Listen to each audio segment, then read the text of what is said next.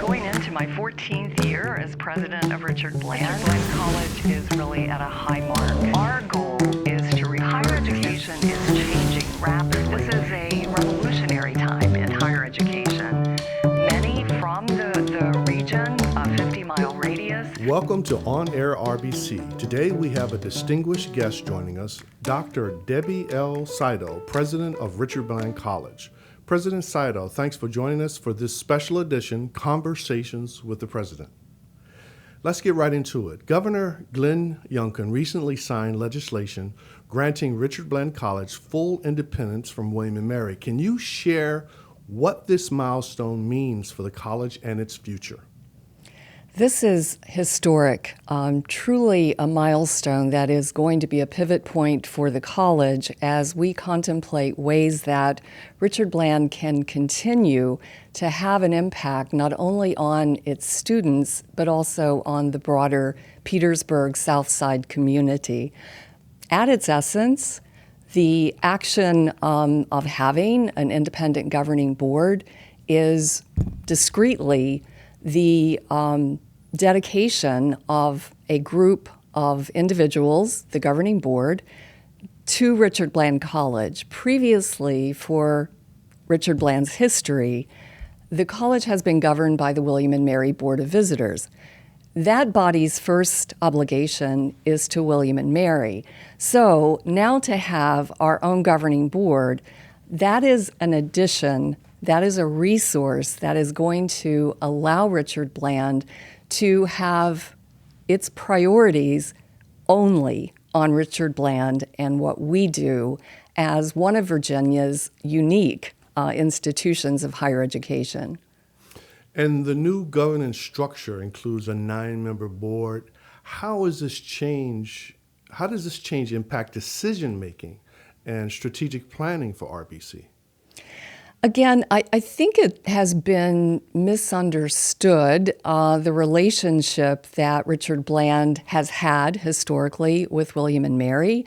So the new 9-member governing board essentially will serve the same function that the 17-member William & Mary board performed. The difference is that this board will be working only for Richard Bland. The role of a board, the responsibilities of a board of a public institution of higher education are established in Virginia code. So those don't change. The board will have the same role. Again, primary difference is that this board is dedicated to Richard Bland. I think you only need to look at Christopher Newport University, Old Dominion University, what used to be the Richmond Professional Institute, now Virginia Commonwealth University, to see what happened when those institutions, many decades ago, separated from William & Mary Board governance. When they were given or granted by the General Assembly their independence, those institutions took off. They charted their own future. They became very unique institutions serving their regions and serving a particular mission. I see Richard Bland's future going in that same accelerated way with a board, again, that is looking to our future state and allowing us to fulfill our mission in a way that makes sense for this institution and this region. I think a lot of people might be interested in knowing how the process even started and what took you on this pathway to independence. How did that all begin? I'm going into my 14th year as president of Richard Bland, and when I came to the college as president in 2012, I looked extensively at models that were similar to the Richard Bland, William & Mary connection. To be honest, there aren't many, if any, that are exactly the same as this relationship has been over the many decades. It did not take me long in my tenure to realize that in the absence of a governing board that was looking at Richard Bland's future as the first priority, the college could not fully fulfill its mission of higher education. The reason being that a governing board that is overseeing the second oldest university in the country, William and Mary, that is a very selective institution, recruiting students from all over the world and extremely committed to a 4-year liberal arts education with a limited number of programs that have anything to do with work, right? A career. And on the other side of that, you have a board governing a college, a 2-year college, transfer institution, very different mission. Really, our goal is to recruit students, many first generation, many from the region, a 50-mile radius. We could not be more different. And imagine being a governing board trying to make decisions for 2 extremely different institutions. It just didn't work, and it didn't take long to identify that. And so for many, many years, I have been in discussion with this board, the William and Mary board, about ways that we might be able to take the same pathway that Old Dominion, Christopher Newport, and VCU took many decades ago. It just took a long time politically to get the General Assembly there and to get the governor to support it. And how excited are you personally? I am thrilled. I am over the moon about this change. I believe that the college simply could not. It is a structural impediment to not have a fully dedicated board. Governance is important, and in higher education, it is typically described as a 3-legged stool. So we talk about shared governance, meaning you have a governing board, and they are typically focused on long-term strategic plan, finance. They have a fiduciary responsibility, so they're really focused on, does this college have the resources it needs to do their work? In many cases, they're advocates. They're working with you in the General Assembly.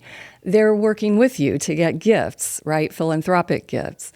But you also have the president they hire and the president's administration. So the administration is another leg of that stool, working together, working in alignment to drive the mission and goals of the college. And third, the third leg is the faculty, right? Faculty play a huge role in higher education. So shared governance has to have all 3 of those legs really solidly aligned.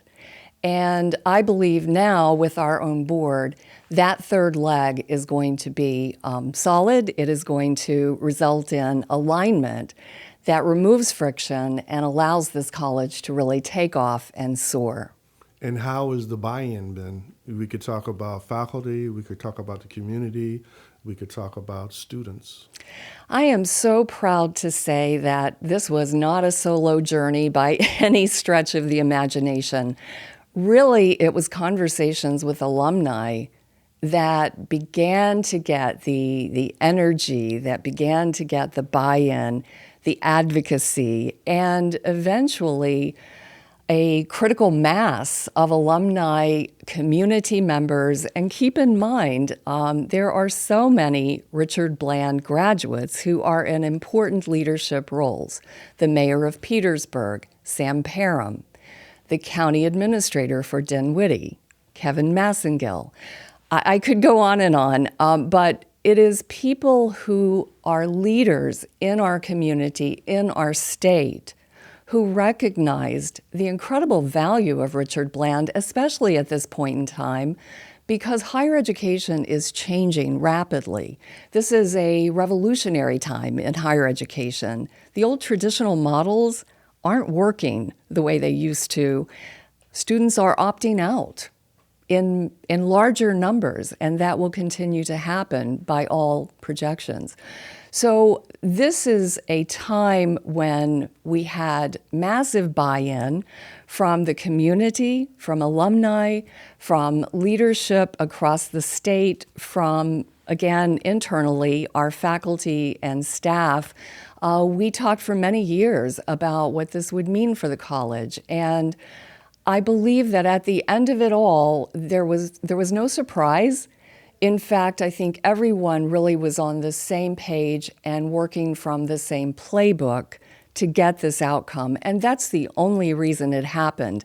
Had there been opposition, had there been people who couldn't really buy into the vision, I don't believe it would have happened. Our efforts would not have been successful. I'm going into my 14th year as president of Richard Bland. Bland College is really at a high mark. Our goal is to higher education is changing rapidly. This is a revolutionary time in higher education. Many from the region, a 50-mile radius, we could not be more different